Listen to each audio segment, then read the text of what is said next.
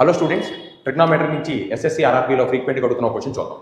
If theta be a positive angle 5 θ + 12 sin θ = 13, then find the cos θ.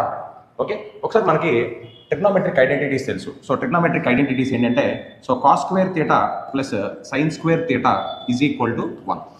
Okay, so దీన్ని మనం cos θ into cos θ plus sine θ into sine θ is equal to 1 అని చెప్పి రాసుకుంటాం.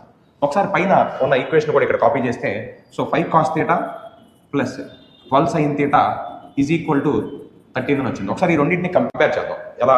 ఒకసారి ఆ 13 పక్క తీసుకొచ్చేస్తే 5/13 cos θ plus 12/13 sin θ is equal to 1. మనం ఇక్కడ చూడండి ఒకసారి, cos θ ప్లస్లో 5/13, cos θ ప్లస్లో cos θ, sin θ ప్లస్లో 12/13, sin θ ప్లస్లో sin θ, 1 ప్లస్లో 1. By comparison, these two, okay, we can say that cos θ is equal to 5/13. Okay, so ఇదేం లేకుండా ఇంకా సింపుల్గా మనం దీనికి ఆన్సర్ చేయొచ్చు.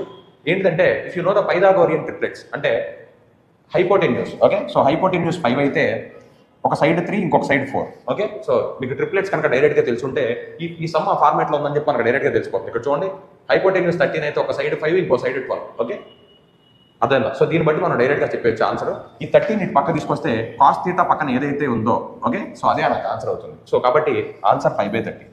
సో ఇలాంటిది ఇంకో క్వశ్చన్ ఓకే మీరు సాల్వ్ చేసి ఆన్సర్ కామెంట్ చేయండి. Thank you. देख रहा है विनोद, अंग्रेजी बोल बोल के कैसे बात को घुमाया जाता है.